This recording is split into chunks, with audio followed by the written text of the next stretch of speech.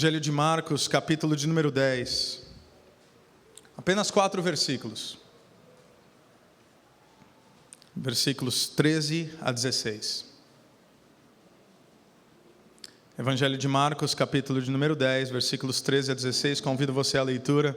Depois nós vamos orar mais uma vez, para que o Senhor ministre aos nossos corações. A palavra de Deus diz assim: alguns traziam crianças a Jesus, para que ele tocasse nelas, mas os discípulos os repreendiam. Quando Jesus viu isso, ficou indignado e lhes disse: deixe vir a mim as crianças, não as impeçam, pois o reino de Deus pertence aos que são semelhantes a elas. Digo-lhes a verdade, quem não receber o reino de Deus como uma criança, nunca entrará nele. Em seguida tomou as crianças nos braços, impôs-lhes as mãos e as abençoou. Até aqui. Senhor Deus, obrigado pela pureza da Tua palavra. Obrigado por nos permitir fazer parte de uma igreja que ensina a Tua palavra. Obrigado porque nós não estamos aqui, Pai, discutindo ideais humanos. Obrigado porque nós não estamos pautando a nossa caminhada de fé naquilo que homens estão dizendo, naquilo que a religião tem a dizer. Nós queremos estar submetidos única e exclusivamente à Tua santa palavra. Portanto, que pela Tua palavra sejamos transformados. Fale com o Teu povo essa noite de modo poderoso, de modo ímpar, de modo singular, e transforme-nos de uma maneira que somente o Senhor é capaz de transformar, de dentro para fora, para o nosso crescimento e para a honra e glória do Teu nome. Assim nós oramos no nome de Jesus. Amém. Amém. Jesus está a caminho de Jerusalém.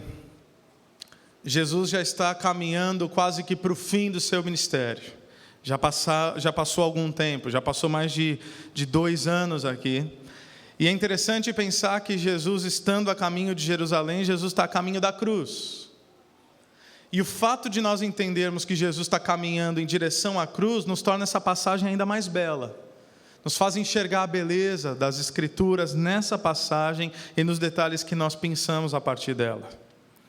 É dito que alguns traziam crianças a Jesus para que ele tocasse nelas, mas os discípulos os repreendiam.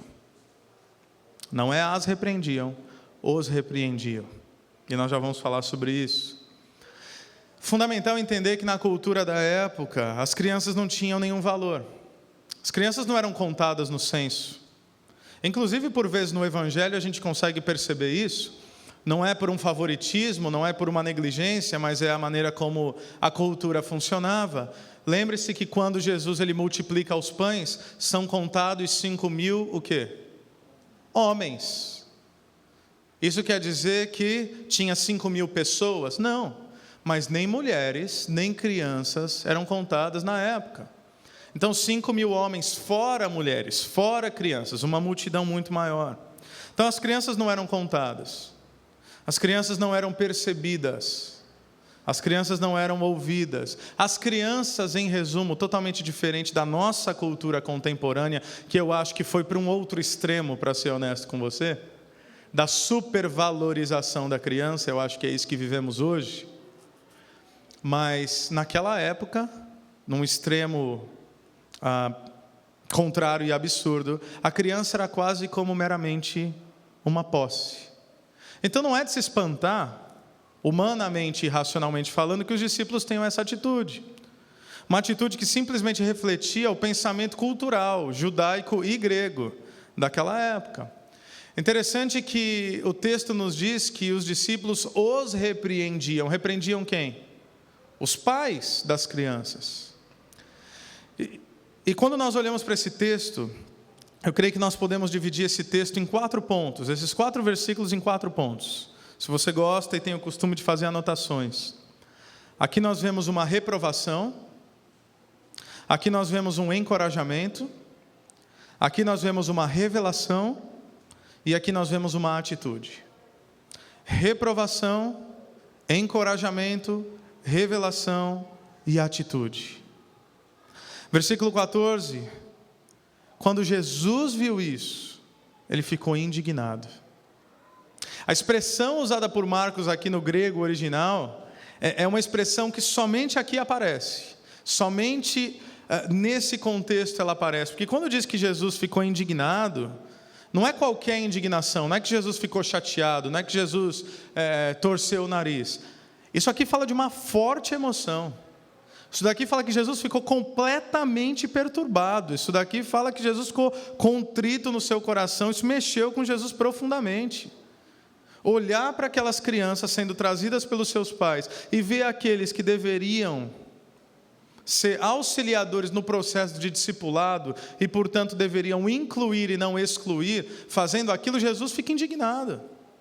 E eu digo que é uma expressão única porque as indignações de Jesus nos evangelhos, elas sempre são dedicadas a quem?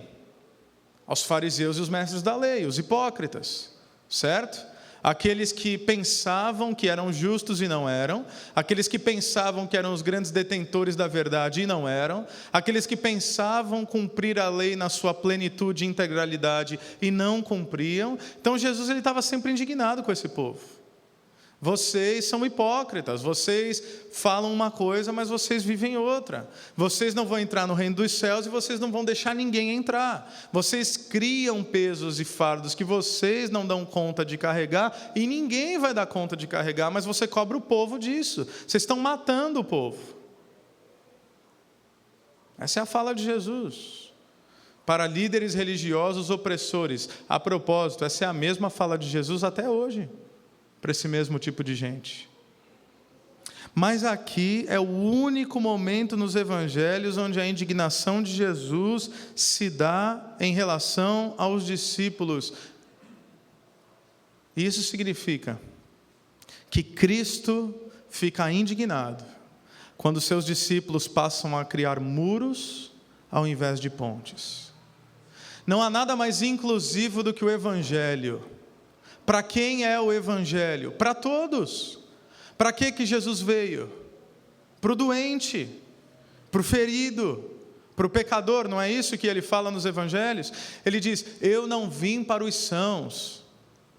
Quem é são não precisa de médico, eu vim para os doentes, eu vim para chamar os pecadores ao arrependimento. Com quem que Jesus andava? Jesus andava com pecador, Jesus andava com publicano, que extorquia o povo. Jesus andava com prostituta, Jesus andava e perdoava mulher adúltera. Jesus não era conivente com essas práticas. Jesus não andava como alguém que compactua com essas realidades, mas Jesus andava para gerar influência. Para que através da caminhada eles se percebessem amados por Deus e, portanto, fossem levados ao abandono do seu pecado. Então o evangelho é para todos. O evangelho é para aquele que se reconhece como carente da graça divina. Agora, quando os discípulos de Jesus Cristo passam a criar barreiras, ao invés de enxergar a cruz do Calvário como uma ponte entre Deus e o homem, isso gera indignação em Jesus, sem dúvida alguma. Isso é algo que nós devemos refletir sobre as nossas próprias vidas. Quais são as bandeiras que nós temos levantado? Quais são as pautas que nós temos defendido? O que está implícito na nossa voz e na nossa fala? Contra quem nós estamos lutando? O que nos deixa indignados? O que nos incomoda? Porque aquilo que deveria nos incomodar é, na verdade, uma hipocrisia daquele que se acha santo e não é. Agora, um pecador que está num lamaçal do pecado não deveria nos incomodar, porque, na verdade, isso é uma oportunidade para nós levarmos a mensagem de amor implícita no Evangelho. Nós não vamos criar barreiras, nós não vamos criar muros. Jesus fica indignado porque a postura dos discípulos foi errada com os pais que traziam as crianças. Imagina como esses pais se sentiam, ou se sentiram nesse momento. Eles achavam, e estavam certos, que Jesus era aquele que acolhia a todos. Então o que eles fazem?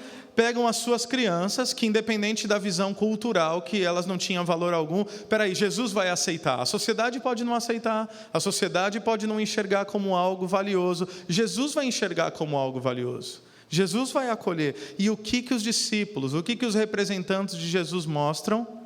Não chega perto dele. Meus irmãos, que Deus tenha misericórdia de nós, representantes de Jesus, gerarmos uma imagem errada de quem Jesus é. Que Deus tenha misericórdia de pessoas querendo se aproximar de Cristo e por causa de uma pretensa e falsa santidade da nossa parte, eu não estou falando da santidade legítima, porque há uma santidade legítima. Deus fala, sejam santos como eu sou santo. Existe uma coerência na caminhada, mas a partir de uma pseudo-santidade, de um legalismo travestido de piedade, as pessoas quererem se aproximar de nós e, portanto, de Cristo e acharem que não são dignas. Você sabia que tem gente que adoraria fazer parte de uma comunidade, e eu converso com eles, mas a fala deles por um estereótipo que foi gerado é: eu não sou digno. Não, eu sou muito errado para pisar ali dentro. O que aconteceu com a igreja de Cristo? Que gerou uma imagem de um Cristo não acolhedor. O que aconteceu com a gente? É isso que os discípulos estão fazendo. E isso deixa Jesus indignado, porque a postura dos discípulos foi errada com aqueles que traziam as crianças. Foi errada com as próprias crianças. As crianças são puras, são inocentes, elas correm para Jesus e são barradas. Contra o próprio Jesus. Foi uma afronta ao próprio Cristo. E foi uma afronta contra o espírito do Evangelho. E eu creio que sem perceber, por vezes, nós podemos fazer o mesmo. Eu lembro de um exemplo aqui, nesse caso positivo, de um irmão nosso, que ainda faz parte da nossa comunidade. Uma vez ele contou um testemunho pessoal, ele chegou para o irmão, para a cunhada, e falou o seguinte: olha, se vocês não querem seguir a Deus, se vocês não querem fazer parte de uma comunidade, se vocês não querem buscar Jesus Cristo, problema é de vocês, direito é de vocês. Mas domingo que vem eu estou passando na tua casa, você deixa os meus sobrinhos prontos, porque eu vou pegá-los e levar para a igreja. Porque eles não têm a prerrogativa da escolha, eles precisam crescer com um referencial. Vocês não querem, problema é de vocês. Eu estou passando aí, vou pegar meus sobrinhos. Resultado é que a família toda veio e falou: opa, beleza, eu vou. Eu vou. Gente, sem perceber, nós podemos afastar os pequeninos. Agora falando das crianças, nós podemos afastar todos, mas Jesus está falando de crianças, que é simbólico e nós vamos falar sobre isso lá na frente, mas quanto é importante, e por isso que eu falei que o vídeo casava totalmente com essa mensagem, quanto é importante nós valorizarmos os nossos pequeninos, as nossas crianças, para que eles possam entender que Jesus Cristo é e sempre será acessível a eles. Quanto é importante. E quando é que nós podemos afastar, tal como os discípulos, afastar as crianças de Jesus? Eu vou dar alguns exemplos, alguns poucos, talvez você poderia trazer vários outros. Nós afastamos as crianças de Jesus, isso é importante para quem é pai, para quem vai ser pai, mãe, quando nós confundimos amor por Jesus com fanatismo religioso. O camarada está todo domingo na igreja, só que ele não tem vida com Deus. Ele não falta um culto, ele não falta uma reunião, e ele acha que isso basta. Que bom seria se ele tivesse constantemente como parte da comunidade, mas que o culto dele não fosse exclusivo a essa 1h30, 1h45, uma vez na semana. Como certa vez um pastor disse, a gente fica falando de vida e de culto, mas essa equação é muito simples. Se não há culto na vida, não existe vida no culto. Então a gente não cultua a Deus no dia a dia, e a gente chega no culto e acha que o culto vai ser maravilhoso. Não tem como o culto ser maravilhoso para nós, se o meu culto está reduzido a uma experiência semanal de 1h, 1h30. O culto é diário. E quando um pai e uma mãe presta culto durante a semana, ou melhor, uma vez na semana, no domingo, durante 1h30, 1h45, mas não existe culto na vida diária, vocês podem achar que não, mas as crianças percebem. A gente confunde e acha que estar ali reflete um amor por Deus. Não, às vezes reflete simplesmente uma agenda religiosa. Quando é que nós afastamos as nossas crianças de Jesus? Quando nós acolhemos uma proposta legalista do Evangelho, ao invés de sermos acolhidos pelo Evangelho da graça. Quando nós reduzimos o Evangelho a um conceito moral, a ritos e regras, E nós criamos os nossos filhos num quadrado religioso opressivo, que mais adoece do que faz bem. A criança cresce em neurose, ela vira adolescente, aí ela vira de um jeito que a gente não entende, aí a gente se pergunta onde foi que a gente errou. Nós criamos robôs, e a gente se pergunta o que aconteceu, por que eles surtaram? O menino ia para a igreja toda vez, o menino não perdia uma classinha, o menino cresceu, foi para o culto, aí o moleque vai para a faculdade e aí se perde. Com perdão da expressão, vai para a faculdade, sai pegando geral, usa droga, esculhamba com tudo, às vezes nem precisa ir tão longe, mas pira. Nossa, mas criei nos caminhos do Senhor, será? Reduzir o evangelho a um código de conduta moral não é criar no caminho do Senhor, gente. Você não apresentou Jesus, você apresentou um Deus legislador. Aí o que a criança fez? Ela cresceu e teve medo de Deus. Por quê? Porque você representou um Deus errado na vida dela. Um Deus que só pune. Um Deus que só diz não. Um Deus que não é pai. Um Deus que só é juiz. A coisa complica. Quando é que nós afastamos? Quando nós estamos na igreja, mas nós não somos igreja. A gente está aqui, mas a gente não vive o evangelho. Quando é que nós afastamos? Quando nós criticamos, e ouça isso. Quantas realidades eu já vi. Na minha família mesmo, eu já vi essa realidade sendo vivenciada. Quando os pais, sem pudor algum, dentro das suas casas, criticam irmãos, criticam irmãs, criticam líderes, criticam pastores em frente aos filhos. Sempre. Tudo está errado. A criança cresce ouvindo o quê? Que tudo está errado. Para que ela vai ficar num lugar onde tudo está errado? Ou mais recentemente, essa é mais recente mesmo, na nossa cultura. Aqui em Campo Mourão isso não é forte, mas no mundo isso tem acontecido, no Brasil também. Quando nós achamos que nós podemos viver o evangelho sem comunidade. Desigrejados. Mas não é possível viver o evangelho sem frequentar um templo. Eu não vou dizer que não é possível, mas eu vou dizer que é impossível viver o evangelho sem encontro, sem acolhimento, sem oração comunitária, sem adoração coletiva, sem perdoar e sem ser perdoado, sem mutualidade, sem prestação de conta, sem olhar no olho, sem pegar na mão. Vai viver evangelho de internet e cria teus filhos desse jeito, daqui 15 anos a gente conversa para ver onde é que está esse menino. Tal como os discípulos, a gente vai afastando nossos filhos de Jesus. Eu tenho um filho de 3 anos, eu clamo pela misericórdia de Deus, porque por mais que eu seja pastor, eu clamo para que ele enxergue em mim não um ofício, mas uma vida com Deus. E eu clamo mesmo pela vida de vocês. Alguns de vocês já criaram seus filhos, virão seus netos, que o conselho passe adiante. Alguns de vocês nem casados são, ou são casados e não têm filhos. Que a gente não faça como os discípulos.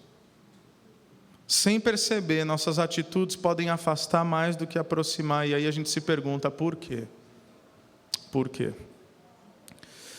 E adiante dessa indignação e dessa reprovação, não os impeçam, é que Jesus traz um encorajamento. Olha a sequência aqui. Ele disse, deixe vir a mim as crianças, não as impeçam, pois o reino de Deus pertence aos que são semelhantes a ela. Deixe vir a mim, esse é o encorajamento. Em uma cultura de não valorização das crianças, Jesus demonstra pensar diferente. Jesus quebrou sempre paradigmas. O modo de Jesus tratar crianças aqui, gente, é emblemático, é simbólico. Não diz respeito apenas às crianças. Diz respeito sim às crianças, mas diz respeito a muito mais, porque em Marcos 9, 36 e 37, ele já havia dito que aquele que recebeu uma criança em seu nome, o recebe. E isso é emblemático porque o mundo não dá valor no que ou em quem não enxerga importância. Não é isso? O mundo não dá valor. E aí a gente solta um vídeo como esse, que a gente soltou no início do culto, aí alguns podem se perguntar, por que nós alugaríamos uma casa apenas para crianças? Por que nós reformaríamos essa casa para adequar para elas? Por que nós investiríamos tempo, energia e recursos? Por que nós equiparíamos essa casa de melhor maneira, né, ou a partir do melhor que nossas condições permitem? Porque alguém pode pensar, e você se assustaria de ouvir isso, mas eu já ouvi isso, e já ouvi isso de boca de pastor. Ué, mas criança não tem nada a oferecer, né? Eu já ouvi, criança não dá dízimo. Vocês têm noção disso? Criança não tem nada a oferecer. Por que alguém faria algo por alguém que não tem nada a oferecer? Bom, porque é isso que nós fazemos como cristãos. Não só com as crianças, com todos. Porque é isso que Jesus nos ordenou. Deixe as crianças vir até mim, que elas percebam que próximo de mim elas têm lugar. Porque nós entendemos que é a vontade de Cristo que mais e mais pequeninos possam ser ministrados por Ele. Porque o nosso caráter cristão, e não se esqueça jamais disso, porque isso vale para todas as coisas. Nosso caráter cristão é medido por aquilo que somos capazes de fazer em prol dos que não são capazes de oferecer nada em troca. O nosso caráter cristão é medido por aquilo que fazemos em prol daquele que não pode nos dar nada em troca. Se nós fazemos um bem para alguém, porque nós teremos um bem de volta, isso não é bem algum, isso é lógica retributiva, isso é negociação. Negócio se faz desse jeito. Quando você faz uma transação comercial, você pode até dar algo, mas você só põe algo como investimento de retorno, é ou não é? Não tem bondade, você não está sendo bonzinho, pagou almoço para o cara. Não, você pagou almoço porque o cara vai te trazer uma grana. E beleza, negócios, está tudo certo. Mas evangelho não é negócio. Evangelho não é para ser vivido a partir de relações custo-benefício. E os discípulos ainda viviam com essa mentalidade, gente. Até pouco tempo a gente estudou isso. Eles estavam discutindo o quê? Quem que vai ser o maior? Eles pedem para a mãe. Nessa passagem eu não consigo aguentar o ridículo que o ser humano chega. 2 camaradas pedem para a mãe para falar com Jesus. E aí a mãe chega para Jesus e fala: mestre, então o senhor já está aí, né, na curva, o senhor já está indo aí para essa tal dessa cruz, o senhor trouxe umas palavras aí boas, né? O senhor andou com os meninos, queria indicar assim, antes do senhor morrer, deixar um testamento, né? Presidente, vice-presidente, tem uns meninos bons assim, por acaso eles são meus filhos? Dá autoridade para eles, Jesus. E se não for pedir demais, quando o senhor estiver lá na sua glória, sei que o senhor vai estar entronizado, bota uma à direita, uma à esquerda, vai ficar legal. Dá até para tirar uma selfie. Eles estavam discutindo quem queria ter mais autoridade, quem era mais poderoso, quem era para ser mais reconhecido. E um teólogo chamado Adolf Paul, preste atenção nessa citação, ele diz o seguinte: não deixe as crianças esperarem. Não hesite em trazê-las para as mãos de Jesus. Não conte com mais tarde. Mais tarde, quando você for maior. Quando entender mais a Bíblia. Quando for batizado. As crianças podem ser trazidas com muita confiança no poder salvador de Jesus. Porque o reinado de Deus rompe a barreira da idade, assim como a barreira sexual. O evangelho é para mulheres. Da profissão, para cobradores de impostos. Do corpo, é para doentes. Da vontade pessoal, é para endemoniados. E da nacionalidade, é também para gentios. Portanto, também as crianças podem ser trazidas para os seus cantos, para que Jesus as abençoe. Então, quando Jesus fala das crianças, Ele não está falando algo que apenas tem implicações na vida das crianças. Ele fala sobre as crianças para falar sobre nós. Para falar sobre o nosso coração, para falar sobre a nossa postura, para que nós possamos reavaliar a nossa vivência pautada no Evangelho. E então ele traz uma revelação, versículo 15. Digo-lhes a verdade, quem não receber o reino de Deus como uma criança, nunca entrará nele. Eu fiquei meditando sobre esse versículo, é um versículo tão conhecido, mas a profundidade desse versículo. Quem não receber, preste atenção às palavras. não é conquistar. Quem não receber o reino de Deus como uma criança, nunca, não é que talvez, nunca entrará nele. Então Jesus está falando algo importantíssimo aqui. Porque aqui ele está trazendo a revelação de como alguém entra nos céus. E semana que vem a gente vai ver mais sobre isso, quando o jovem rico chega para Jesus, e a pergunta do jovem rico, embora motivada por algo bom, que é o desejo pela salvação, vem cheia de equívocos, equívocos que muitos nós também, por vezes, podemos ter. O jovem rico não pergunta como eu posso ganhar, como eu posso receber o reino de Deus. Ele pergunta o que de bom eu preciso fazer para herdar o reino dos céus. Mudou tudo. Mudou tudo. E a gente vai ver esse contraponto na próxima semana. Mas aqui Jesus está dizendo, está trazendo a revelação de como alguém entra no reino dos céus. E é interessante pensar que a criança, que nessa cultura não tem qualquer importância, se torna o referencial do que significa ser salvo. Está vendo como Jesus inverte tudo? Para Jesus, o pobre pode ser rico. Para Jesus, o último pode ser o primeiro. Para Jesus, aquele que não tem valor é aquele que se torna o referencial daquele que entrará no reino dos céus. Jesus muda tudo, Jesus inverte toda a nossa lógica. Para Jesus, ganhar essa vida é perder. Para Jesus, perder essa vida é ganhar de verdade. Ele muda tudo. Então, ele diz, quem não receber como uma criança. E aí a gente poderia fazer uma lista longa de aplicações do que significa ser como criança. Vocês já ouviram isso, não vou entediá-los com essa realidade. A criança é pura, a criança pede perdão. Isso tudo é bonitinho, mas não é o que Jesus está falando. Se a gente for reduzir em dois conceitos, duas realidades. O que ele está falando aqui? Em primeiro lugar, criança tem fé. Criança tem fé. Não há ceticismo na criança. Não há desconfiança na criança. Ela vai crescendo um pouquinho, ela vai aprendendo a ser desconfiada. Então, desconfiança é algo adquirido, não é algo nato na natureza do ser humano. O que é nato? É o ser humano ser crédulo. A incredulidade é aquilo que a gente aprende a ter. Certo? O egoísmo não é nato na criança. O egoísmo, ele é implicado pelo pai, que às vezes é egoísta, pela mãe, às vezes, que é egoísta. A mentira não é algo que a criança simplesmente aprende, ela vê. Mas em se tratando da credulidade, mesmo sem entender tudo, se você fala para uma criança, é isso, uma criança pequena, uma criança bem pequenininha ainda, ela fala, tá bom. Ela não precisa entender, ela não precisa de todas as explicações. Você chega no domingo e fala, filho, nós vamos almoçar fora hoje. Ela não precisa perguntar se tem dinheiro para pagar o almoço. Ela não precisa perguntar qual restaurante é. Ela não precisa perguntar qual é a mesa. Ela não precisa perguntar qual é o cardápio. Ela tem fé, porque ela sabe que o pai cuida. Ela tem fé. Ela está aberta a crer. Ser como uma criança é crer.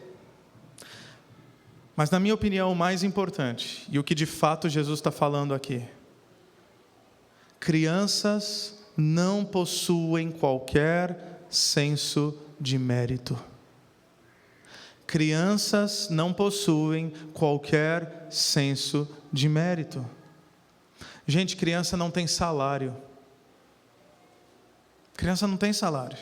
Criança não acha que precisa fazer algo para ganhar a provisão diária. Eu tenho um filho de 3 anos de idade, o Noah. Nem passa pela cabeça do Noah se vai ter almoço ou se vai ter janta. Não passa. Ele não vive essa crise. Ele tem 3 anos, ele não vive essa crise. Inclusive, ele não sabe, mas hoje a gente não vai comer. Mas não vai comer isso que eu vou te falar. Ele já acostumou na cabecinha dele, ou seja, porque já está crescendo um pouquinho, já está ficando um pouquinho malandro. Ele sabe que domingo, depois do culto, é dia do quê? De comer pizza. Então ele sai daqui, e é engraçado, porque a pizza, na verdade, na cabeça dele, é o meio para a obtenção daquilo que ele realmente quer, que é o pirulito. A obsessão dele, o doce favorito. O Noah não come doce, né? Agora ele está comendo um pouco, mas o doce, o ápice do prazer para ele é pirulito. Então acaba o culto, ele fala, papai, vamos comer pirulito? Aí eu falo, não, Noah, hoje não vamos comer pirulito. Aí ele fala, então vamos comer pizza? Porque ele sabe que depois da pizza vem o pirulito. Entendeu? Mas Ele vai acordar amanhã cedo, como ele faz todas as manhãs, ele chega para mim e para a Aline, a primeira coisa que ele fala é bom dia, a segunda é estou com fome. E ele não vive essa crise de vai ter o café da manhã, não vai ter. Ele é uma criança de hábitos simples. Semana retrasada, minha esposa ela fez uns waffles e ela comprou, a gente foi para Maringá, ela comprou um maple syrup, que é um xarope de maple, sei lá como é que explica maple, depois o Nathan pode explicar. É um negócio que tem lá nos Estados Unidos. É como um melado, né, para você botar no waffle, na panqueca. E a Aline comprou aquele negócio e fez o waffle, aquele tipo de filme, sabe, aquele cheio de furinho. E aí ela faz aquele café da manhã e coloca, ele come. Ele olha para a Aline, morde um pouquinho e fala, tá bom, mamãe, agora me dá meu pão com manteiga e meu leite com café? Fala, pô, eu fiz tudo aqui, menino. Então, toda manhã, agora ele não está mais no leite com café, toda manhã ele fala, papai, me dá meu leite com chocolate, ou se eu não estou, ele pede para a Aline, e me dá meu pão. É inadmissível ele não ter o leite com café, ou leite com chocolate e o pão. De modo que quando a gente diz, não tem pão, ele fala, mas eu quero pão. Como quem diz, compra, se não tem, compra, ué. Ele já entendeu que existe a padaria que fabrica pão. Então, criança não tem senso de mérito. Criança sabe que não precisa fazer nada para merecer a provisão. Ele confia no pai. Né? Ele fala, pai, quero água. Aí você fala, peraí, Noah, pai, quero água. Você fala, espera, Noah, papai já vai. Ele falou, pai, quero água. Ele também não tem a crise de que eu não vou dar isso para ele. Ele tem uma necessidade e ele sabe que os pais vão suprir essa necessidade. Não passa pela cabeça dele essa necessidade não ser suprida. A criança não precisa tentar conquistar o amor dos pais. A criança também não tem essa crise. A criança nem passa pela cabeça dela que alguma atitude dela fará com que ela deixe de ser filho ou deixe de ser filha. Isso tudo pode parecer tão óbvio, mas, meus irmãos, mérito é uma realidade que apenas os adultos se dão ao luxo de vivenciar. Criança não tem qualquer senso de mérito. Criança vive por um conceito que às vezes a gente se esquece, e esse conceito é graça. Ela não trabalhou para merecer. Ela ganha por quê? Porque alguém provê. E por que essa pessoa provê? Por graça, por favor. Porque é isso que pai e mãe faz. Prover para a criança. Não é à toa que Jesus diz que para receber, não conquistar, para receber o reino de Deus, nós devemos ser como crianças. E lembre-se de quando você recebeu o Evangelho. Todos nós recebemos o Evangelho dessa maneira. Espero que o Evangelho apresentado a você tenha sido apresentado dessa maneira. Mas de repente alguns de nós passamos então a tentar sofisticar o Evangelho, racionalizar o Evangelho, explicar o Evangelho plenamente, e aí a gente lida com a graça e fala, não é possível que seja tão simples, não é possível que seja tão fácil, não é possível que baste eu crer que Jesus morreu naquela cruz e todos os meus pecados são perdoados, não é possível que Ele não espere de mim uma contrapartida, e aí a gente sofistica o processo do Evangelho, porque a gente deixa de ser como criança, a gente cresce, acha que isso é maturidade, quando na verdade é uma tolice sem tamanho. A gente acha que agora a gente tem que fazer para merecer.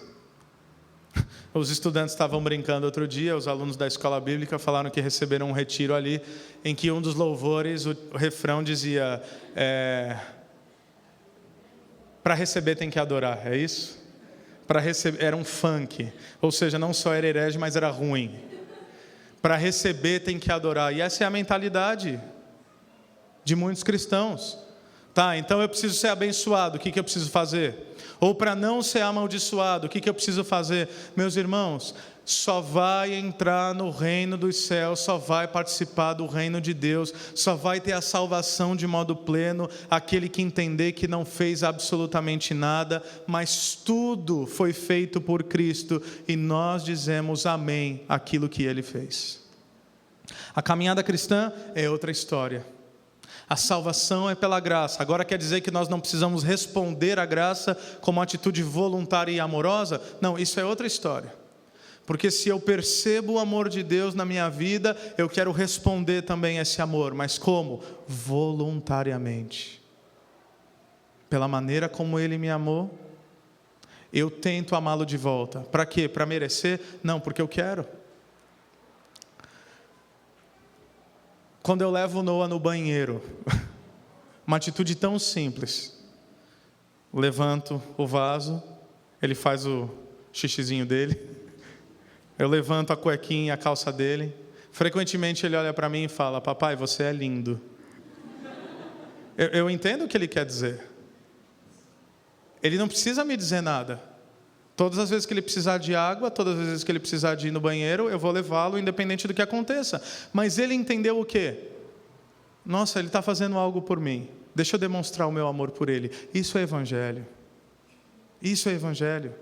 É a gente saber que o nosso Pai vai cuidar de nós todas as vezes. Ele vai nos dar tudo o que nós precisamos. E Ele vai nos dar além do que nós merecemos. Mas nós temos o privilégio de olhar para Ele e dizer: Pai, o Senhor é lindo. Nós temos o privilégio de olhar para Ele, não para que isso seja uma contrapartida, para que agora, tendo o seu ego massageado, Ele continue fazendo. Não, Ele vai continuar a fazer. Ele vai continuar a cuidar, Ele vai continuar a abençoar. Mas eu, movido por compaixão e gratidão, eu digo: Pai, eu te amo. E eu quero demonstrar o meu amor por Ti. É isso que significa ser como uma criança. É isso que Jesus está falando. E que nada nem ninguém jamais roube essa verdade dos nossos corações. E por fim, uma atitude.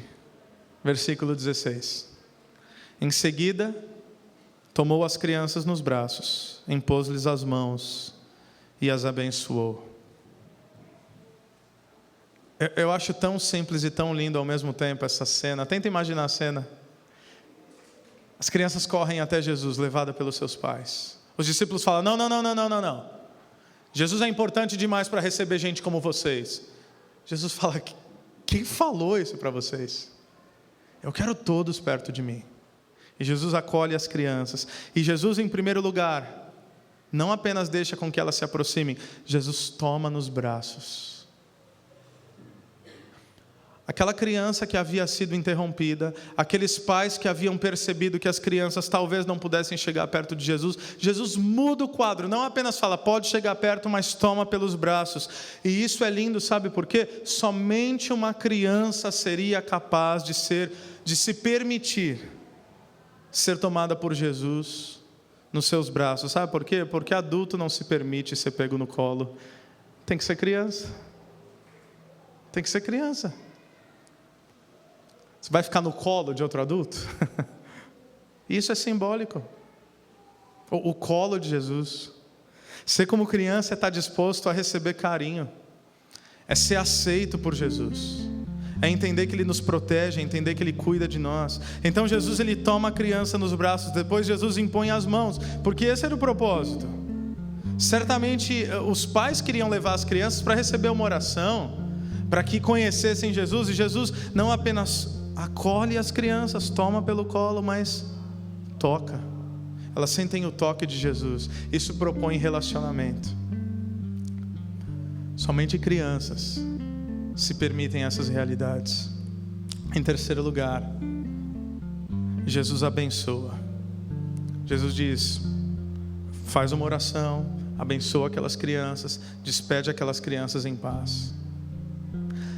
A minha oração é que, tal como essas crianças, nós sejamos sempre correndo para Jesus.